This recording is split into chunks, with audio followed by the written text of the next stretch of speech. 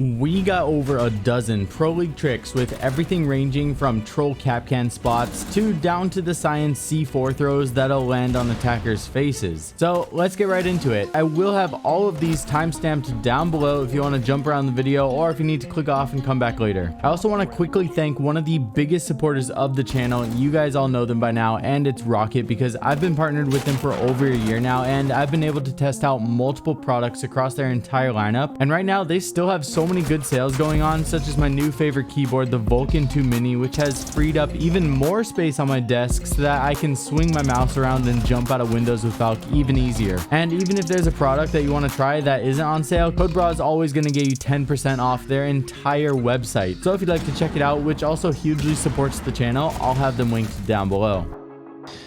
The more things change, the more they stay the same, Parker.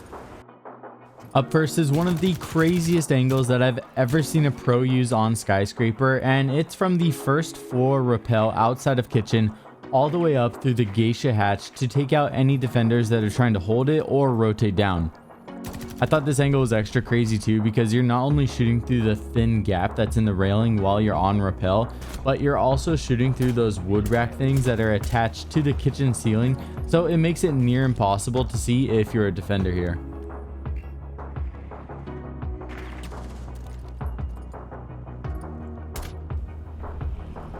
Nice choice for your lion play. If you haven't tried it before, definitely give it a go.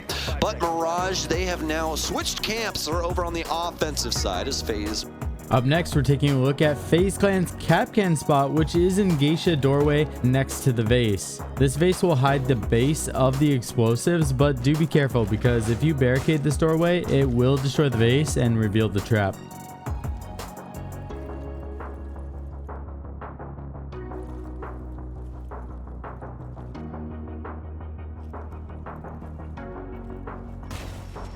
Will adopt their first defense. A little bit of a different look here for Mirage. They're going to be bringing the double hard breach. Kento on the sledge as well. We've been seeing him play quite often this year. Oh, that... Now, about 8 to 10 seconds after that Kapkan setup, Cyber jumped out to check the top of this rappel coming from vents, which makes for such a sick spawn peak. This one can be tricky because the timing has to be perfect and right when the attackers are at the top of the rappel, because once they are over the edge and on the ground, it's really hard to see them. You also can shoot through that vertical banner flag, but that's only if they're really close to it, and that doesn't seem to happen too often. Oh my, Palu the first pick. Is that set for a nitro cell to go up from Ask? Can he thread the needle? Oh no, Here it please. comes! Kaboom!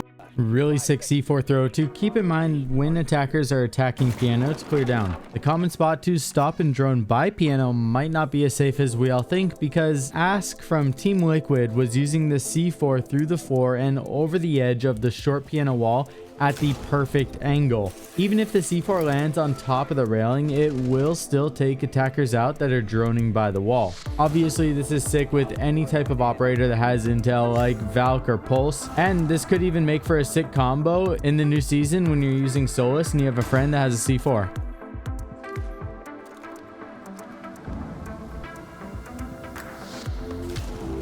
Even joking, if you watch Harry Potter in French, the magic wand is just like that.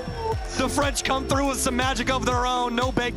Follow up C4 to that last one, and it's a super easy one. This one is simply being thrown out of the dining window once the defenders have intel that the attackers are making a push for bottom white. Really not much else to say about this one. I just thought it was really smart because I've actually never tried this one yet, but it seems like it could work a lot. Ninth play for Oregon. In the previous 8 matches, 63% of rounds won by the defenders. That is an overwhelming amount. Yeah, that's all up to the Sonic, so thanks for that one, Seth. Playing Clubhouse 13 times, and we haven't even talked about... Up next, we have 2 really simple Azami barriers to try out the next time you play ranked, with the first one being a way to help block the lines of sight towards top white, especially if you like to put a rotate hole in the wall. At the very least, you're going to force attackers to use an extra piece of utility to clear the barrier, so it's a win-win. Guns, they can roam effectively, and they have gadgets that are hard to evade and work for both. Now, my favorite Azami barrier that I saw that was used in the pro games was this one here in Control Room on Theme Park. This one helps to block the line of sight onto the door that goes into initiation, and it's far enough away that it won't be destroyed from an explosive that's taking out the hatch. You even have the option here to place a second barrier on the first one, and you could place the second one slightly lower and have an angle that goes over onto the hatch, or you could place the second barrier up high and use the sneaky murder hole in the initiation wall. Lots of options for you to choose from, and they're all really difficult for an attacker to see. Is a remarkable feat in this game. Ridiculous stat. Especially on the role he plays. You are often the first one involved in fights. You're the first one involved in engagements. This one's just a pretty useful echo drone that's really easy to do, and I like it because you can tell from the clip that it's just simply annoying to try to take out if you're attacking. Even after you gather the intel, you have to physically jump in and take it out, so you're giving away intel to the defenders. And I especially love how when you try to back up to shoot the echo drone, you straight up fall off the roof. It's not over yet, but for me, it just feels like a formality at this point. And what a shame for Sonics. I mean, they had such a resurgence in Stage 3. They've had 2 months with this new roster, and it's been enough to make it to a... Well, we did a drone for defenders, so here's a drone for attackers. If you're on the chalet balcony, you can actually throw a drone above the angle support in the roof and have your drone land on top. After that, you are free to jump your drone pretty much anywhere you want up here as long as you don't fall off, but my favorite spot so far is just simply keeping it tucked right up against the east wall. Not allowing one of these players to become that fabled raid boss that we talk about. And Black Dragons is being kept human at this point. Both teams are consistent. Nobody is really taking off. There's no real standout performers that are dominating the game at this moment. And I honestly think that bodes really well for Cyclops given what we've seen. Two nice cams here, the first one being one that we did before on the truck window below that I'll quickly mention, but the main one to look at here is the one above main stairs. It's tucked underneath the ledge so that it can't be shot from skylight. You can see the higher one that I threw for comparison, and if attackers are clearing the top floor, they won't be able to see it until they're right up on the stairs, which is giving away their position. Like we saw in the pro game, it's just simply hard to find, and it's not a common spot to look at with IQ. This is the one I was talking about on the window in garage, and even if they see it, you can't shoot through the window. Drones, and he gets collapsed upon by Mowgli. Bit anticlimactic finish to that round, as he had so many ways to look. This is the lone survivor Valk cam. It survived up until the final person was actually killed in that last round. I always like this one because it just blends in really well, even though it is only bulletproof from certain sides. It's just a good go-to cam if you need to place one in bar. I baited in perfectly. That looks too easy. Yeah, okay. Yeah. Look at this. Nice angle from Rise, looking up above. I've yet to see Shinka go onto a Yokai. That could just be me not seeing it, but I think you're right. I'm curious here. One of the coolest angles that I've seen on Clubhouse in a while, and it's coming from Rise from Wolves against FaZe Clan. If you prone facing southeast next to the corner of the bedroom counter, you can create this really sideways vertical angle that goes to lobby and stage. This is also from such an awkward angle that it's actually really difficult to see from the attacker's point of view, and I broke so much of the floor for the example in the video just to see what it looks like, and it still blends in insanely well.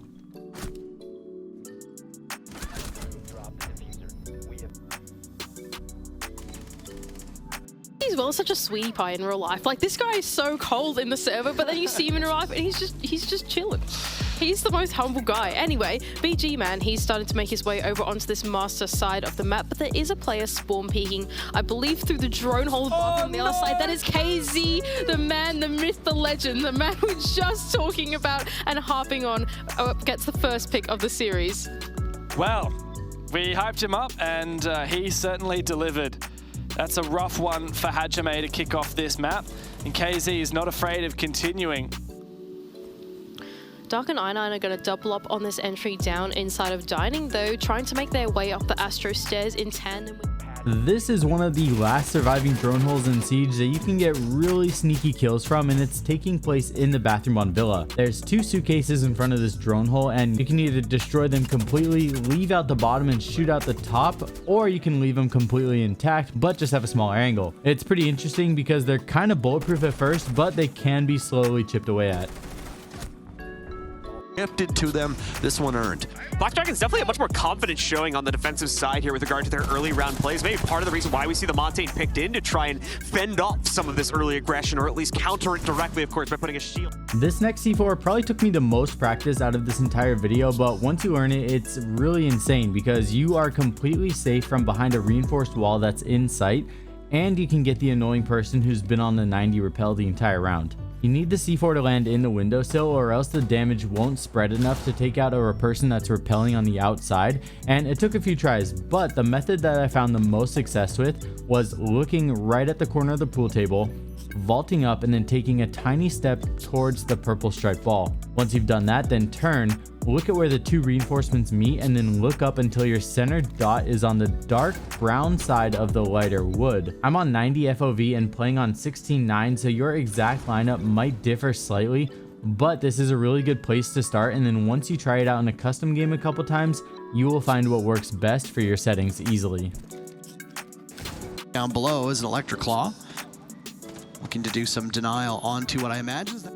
This is the new updated method on the best Electric Claw on Villa, because the old one that we used to do was placed inside of the dining cabinet. That one is still good, but it is pretty visible if you lose kitchen control. Now the better version is, did you know that you can actually get on the chair and then throw it down inside of the gap and have it be 100% invisible? This is definitely the best Electric Claw for this site, so good one to keep in mind. Control, and Liquid don't have a damn idea about what's going on in this portion of the building. Olems, he's got Nesk, he's looking for blood, and he gets it through the dragon statue! Olems! There are hero plays, and then there is whatever is above that, and Olems just managed to do as team. Now, like the last trick, this is an updated way to get the best angle that's under the dragon on Skyscraper. I used to only use the angle that goes under the tail towards the window, but if you crouch walk into where the pillar sticks out, you can turn and lean left, and that will give you the perfect pixel lineup 100% of the time. Anyone that's pushing Shrine won't be able to see you, and you're going to be able to have a huge advantage. Unfortunate events, then he's very much going to be on his lonesome. Some teammates are in the area, however, so they can begin to rotate into it now that he's moved forward and taken at least the initial bit of site control. It's been a while since I've worked these angles upstairs, so I don't know if Bullet has the closure here. I don't think that they have a place to put this plant down. It looks like he has all of the angles on the wall. He does. So there's really no place unless Benji slips past him anyway. Oh, no, that's bad too. Oh my, such an unfortunate circumstance there for Benji. This next one I just thought was kind of funny because it also makes it really difficult to push site, because they opened up the floor across the entire length of the office room above, which gives them views on nearly the entire site. I definitely want to try this next time I play Skyscraper because there's so many spots for attackers to check. It just makes it really intimidating for the attackers to enter. Anyways, that's going to be it for today. If you guys are still watching this, then thank you all so much. I truly appreciate you and all your support. Make sure to check out Rocky using the link down below, and until next time, I love you all. Peace.